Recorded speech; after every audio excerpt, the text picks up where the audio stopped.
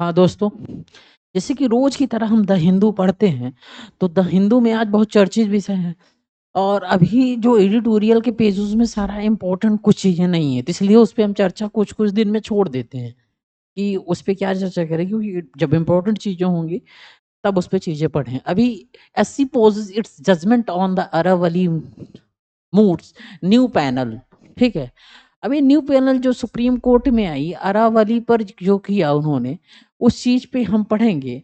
तो supreme court जो आई है अभी हाल-हाल में, तो उन्होंने ये किया कि सुप्रीम कोर्ट ने सोमवार को एक मीटिंग की, ठीक है?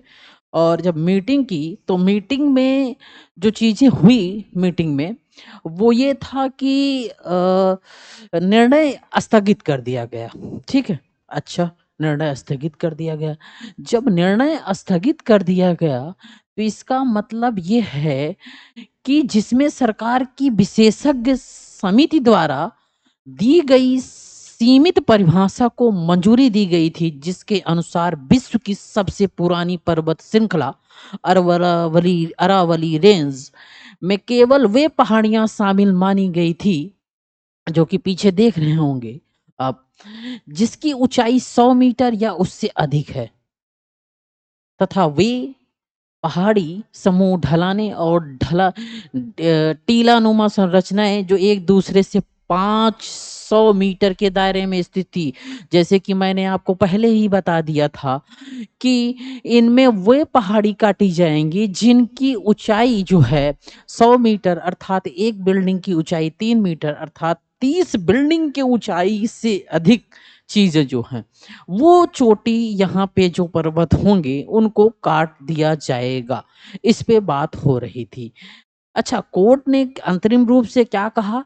यह अंतरिम रोक तब तक प्रभावी रहेगी जब तक कि वर्तमान कार्यवाही तार्किक निष्कर्ष तक नहीं पहुंच जाती, ताकि इस समय लागू ढांचे के आधार पर आधार पर कोई अपरिवर्तनीय प्रशासनिक या पारिस्थितिक कार्यवाही ना की जाए। साथ ही अदालत ने निर्देश दिया कि कोई भी नया या नवीनीकृत खनन पट्टा शीर्ष अदालत की पूर्व अनुमति के बिना जारी नहीं किया जाएगा। अच्छा, जारी नहीं किया जाएगा मतलब क्या?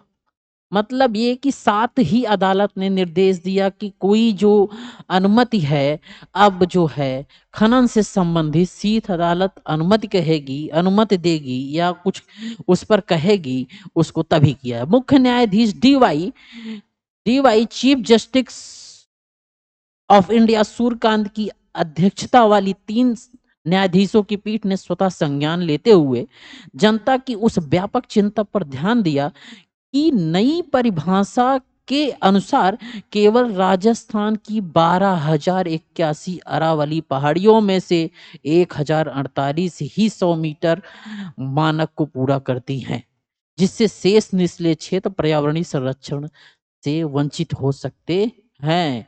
कोर्ट ने कहा कि यदि यह सही है तो यह अरावली संरक्षण में एक गंभीर नियामक कमी होगी। पीठ ने एक उच्च स्तरीय समिति गठित करने का प्रस्ताव रखा जो आकलन करेगी सतत खनन या विनियमित खनन, ठीक है? नई सीमांकन परिधि वाले अरावली क्षेत्रों में नियामकीय निगरानी के बावजूद क्या पर्यावरण पर प्रतिकूल प्रभाव डाल सकता है? मुख्य न्यायाधीश सूर्यकांत ने कहा कि स्वतंत्र विशेषज्ञ मत प्राप्त किए जाएं और सभी हितधारकों से परामर्श के बाद उन पर विचार किया जाए। अस्पष्टताओं को दूर कर एक स्पष्ट दिशा निर्देश आवश्यक है। समिति उन क्षेत्रों का भी अध्ययन करेगी जो नई परिभाषा से बाहर हो गए, अर्थात जो नई परिभाषा से बाहर हो गए हैं, विशेष रूप से कि क्या इस बहिष्करण से इन क्षेत्रों के क्रमिक क्षरण का जोखिम है, जिससे अरावली की समग्र पारिस्थितिक अखंडता प्रभावित हो सकती है।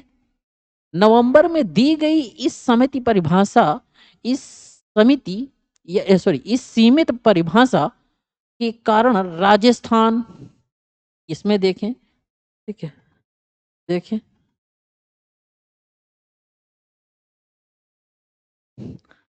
राजस्थान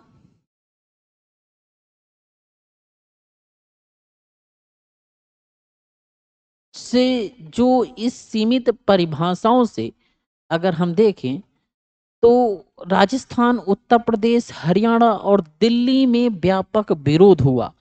क्योंकि आप देखें तो ये इधर राजस्थान, राजस्थान, हरियाणा, आपका जो दिल्ली, ठीक है, और इधर जो क्षेत्रों में फैला यूपी, ये जो 4 क्षेत्रों में फैला हुआ है, इससे इनको ही प्रभाव ज़्यादा पड़ेगा। ठीक है, इन सब परिस्थितियों को देखते हुए चिंताएं व्यक्त की गई कि क्षरण का दायरा घटने से अनियंत्रित खनन को बढ़ावा मिलेगा, जबकि अरावली पहाड़ियां थार मरुस्थल के पूर्व की ओर विस्तार को रोकने वाली हरी ढाल हैं तथा दिल्ली जैसे शहरों में प्रदूषण नियंत्रण में अहम भूमिका निभाती हैं। प्रस्तावित समिति कम अवधि और दीर्घ अवधि के पर्यावरणीय प्रभावों का बहुकालिक मूल्यांकन भी करेंगी।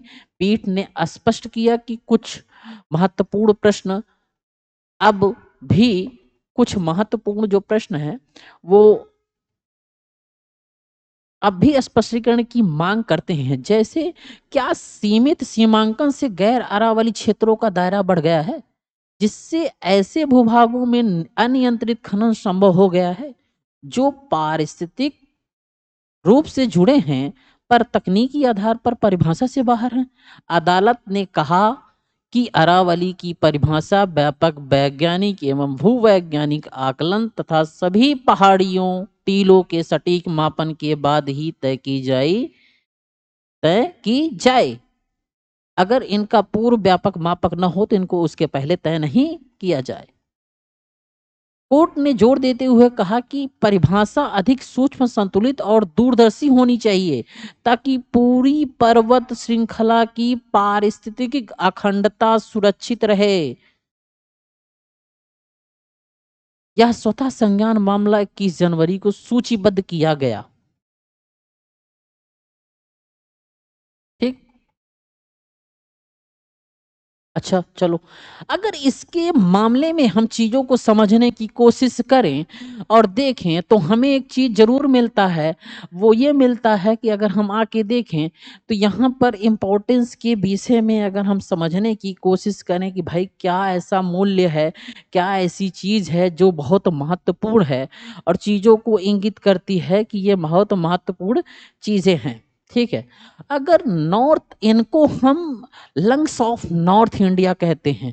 पहली चीज हम देखते हैं, मान लीजिए कि ये अरावली है, ठीक है, अरावली है।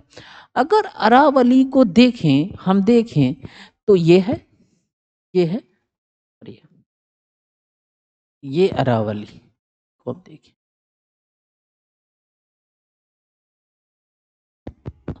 ठीक है। यहां से अगर हम अरावली को देखते हैं तो हमारी जो अरावली है वो कहाँ है, यहाँ पे, यहाँ पे। जब अरावली हमारी यहाँ पे है तो ये किस किस राज्यों में फैली है हम पहले ही बता चुके हैं, ठीक है। तो अब जब अरावली है तो इसे हम नॉर्थ इंडिया का लंग्स कहते हैं। अरावली को लंग्स ऑफ नॉर्थ इंडिया कहते हैं, लंग्स ऑफ नॉर्थ इंडिया, उत्तर भारत का लंग्स इसे कहते हैं। जब उत्तर भारत का लंग्स इसे कहते हैं तो इसका मतलब क्या हो सकता है, इसका मतलब ये हो सकता है कि ये 2 से 3 4 चीजें करेंगी। अगर हम देखें तो यहाँ का जो क्षेत्र होता है ये इसका क्या भाग होता है, ये इसके इधर अर्थात इधर से अगर हम तुलना करें तो ये इसका पश्चिम भाग हो जाएगा, पश्चिम भाग हो जाएगा। और इस पश्चिम भाग पे हम देखेंगे सैंडी अर्थात बालू बहुत ज्यादा होते हैं, ठीक है। जब बालू बहुत ज्यादा होते हैं अर्थात सैंडी, सैंडी बालू बहुत ज्यादा होते हैं। बालू बहुत ज्यादा मतलब क्या है, ये डेजर्ट होते हैं बहुत, डेजर्ट मतलब रेगिस्तान, रेगिस्तान, रेगिस्तान होते हैं। और रेगिस्तान की खासियत ये होती है कि ये टाइम के अकॉर्डिंग बढ़ते रहते हैं। जगह एक जगह में अगर अभी 10 मीटर में है ये, तो अब क्या करेंगे, ये 15 मीटर में होंगे, 12 मीटर में होंगे, ऐसी जगह को बढ़ाते रहते हैं। चलो यहाँ तक समझ में आता है। जैसे ही ये जगह को बढ़ाते रहेंगे तो हम एक चीज देखेंगे कि इनको लंग्स क्यों कहा जाता है।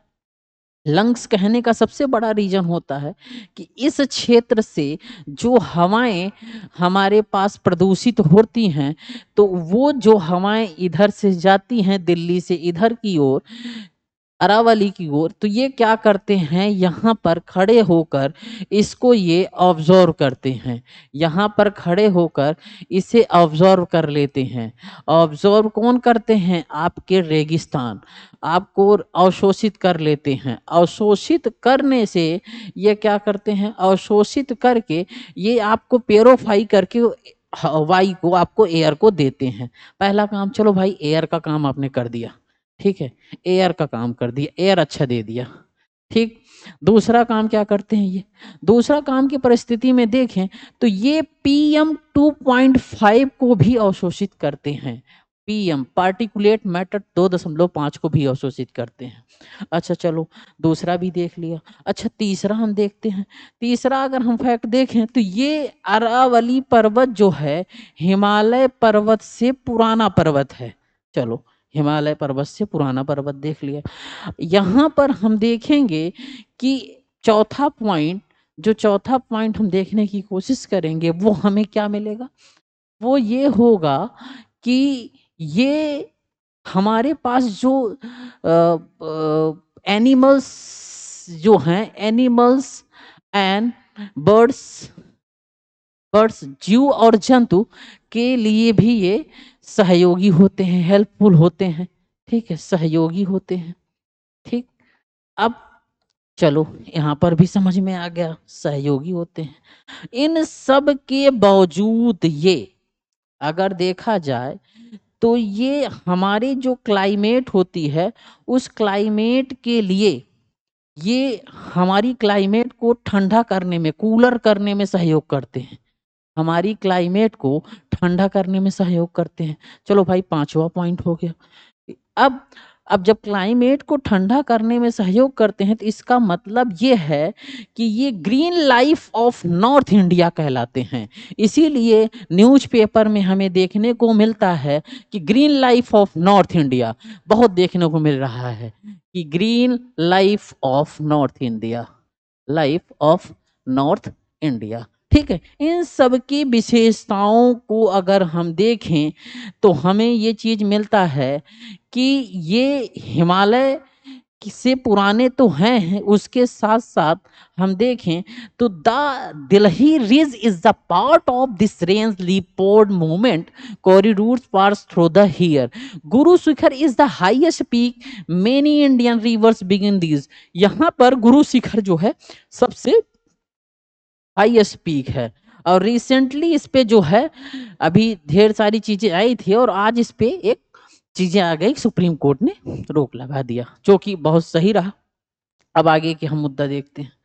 आगे के मुद्दों में जब हम चलते हैं तो हमें दूसरा मिलता है कि देखें कि the Supreme Court stayed its earlier ruling upholding a restrictive 100 metre elevation based definition of Aravalli range and where new or renewed mining leases without period approval, setting regularity and ecological risks. The court proposed a high-level committee to review impacts and ensure a scientifically robust, ecologically integrated demarcation, ठीक है। अब question कैसे बन सकता है, judicial environmentalism must balance ecological integrity with federal regulatory autonomy in light of Supreme Court decision to stay the restrictive elevation based definition of the Aravalli Range and halt fresh mining leases, critically examine the role of the judiciary in environmental governance in India। Hindi में आपके इस तरह, ठीक।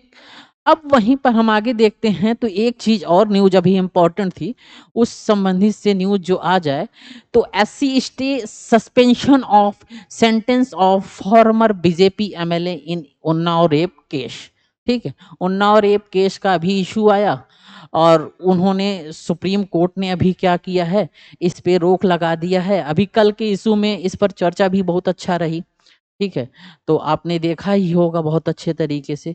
लेकिन इसमें जो चीज़ें अभी थोड़ी-सी देखें तो जो थोड़ा-सा चीज़ें अभी जो परिवर्तित हुई और जो करा सुप्रीम कोर्ट ने सोमवार को दिल्ली उच्च न्यायालय के उस आदेश पर रोक लगा दी जिसमें पूर्व विधायक और निष्कासित भाजपा नेता कुलदीप सिंह सेंगर की सजा निलंबित की गई थी और उन्हें जमानत दी गई थी। सेंगर को 2017 में नौकरी दिलाने के झूठे बहाने अपने निवास पर बुलाकर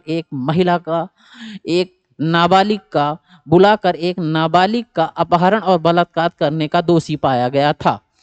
मुख्य न्यायाधीश डीवाई चंद्रचूड़ सुधार वर्तमान संदर्भ में देखें सूर्यकांत जी की अध्यक्षता वाली 3 न्यायाधीश के पीठ समक्ष मामले की जांच करने वाली केंद्रीय अन्वेषण सेंट्रल ब्यूरो ऑफ इन्वेस्टिगेशन ने कहा कि हम उस बच्ची के प्रति जवाबदेह हैं जो केवल 15 वर्ष की थी जब उसके साथ यह जघन्य अपराध हुआ। सुनवाई के दौरान शीर्ष अदालत ने नोट किया कि उच्च न्यायालय ने पॉक्सो अधिनियम की धारा 5C के तहत सेंगर को दोषी ठहराने के ट्रायल कोर्ट के निष्कर्ष से सहमत नहीं जताई थी। सॉलिसिटर जनरल तुषार मेहता ने दलील दी कि धारा 5C में प्रयुक्त लोक सेवक शब्द की व्याख्या इस रूप में की जानी चाहिए कि इसमें पीड़ित पर प्रभावी प्रभुत्व रखने वाला कोई भी व्यक्ति शामिल हो। उन्होंने कहा यदि कोई व्यक्ति पीड़ित पर प्रभुत्व की स्थिति में है तो अपराध को पॉक्सो के तहत गंभीर यौन उत्पीड़न माना जाना चाहिए। यदि इसलिए कोई सांसद या विधायक भी गंभीर यौन उत्पीड़न का दोषी ठहराया जा सकता है। इस मामले में आरोपी उस क्षेत्र में अत्यंत प्रभावशाली विधायक था। सुप्रीम कोर्ट ने सोमवार को अपने आदेश में ये चीज जो कही उसके साथ उन्होंने कहा कि कोर्ट में अपने आदेश में उल्लेख किया कि सामान्यतः वह जमानत से संबंधित आदेशों में हस्तक्षेप नहीं करता। हालांकि उन्नाव मामला विशिष्ट तथ्यों और परिस्थितियों से जुड़ा है जिनमें से एक यह है कि सेंगर को पीड़ित के पिता की हिरासत में मौत के मामले में अलग से दोषी पाया गया है। अदालत ने नोट किया कि सेंगर ने हिरासत में मौत के मामले में भी जमानत मांगी है और संबंधित अदालत ने आदेश पारित करने के लिए अपना निर्णय सुरक्षित रख लिया है, जिससे संकेत मिलता है कि यदि वहां जमानत मिल जाती है तो वह हिरासत से रिहा हो सकते हैं। अदालत ने कहा इन विशिष्ट परिस्थितियों को ध्यान में रखते हुए हम यह उपयुक्त समझते हैं कि उच्च न्यायालय द्वारा 23 नवंबर 2025 को पारित सजा निलंबन और जमानत के आदेश उन्नाव मामले के संचालन पर रोक लगाई जाए। पीठ ने यह भी स्पष्ट किया कि पीड़िता अपने वैधानिक अधिकारों के तहत अलग से सुप्रीम कोर्ट का दरवाजा खटखटा सकती है। आवश्यकता होने पर उसे निःशुल्क विधिक सहायता उपलब्ध कराई जाएगी। अदालत ने मामले की अगली सुनवाई 20 जनवरी के निर्धारित की है। ठीक है, तो अभी इनमें सुनवाई पर रोक लगा दिया है। ठीक है, और चीज़ें वो कर दी हैं। आज की न्यूज़ में बस यही इम्पोर्टेंट था, इसलिए हम इन सब चीज़ों की चर्चा की। ठीक है, ठीक, ठीक, थैंक यू।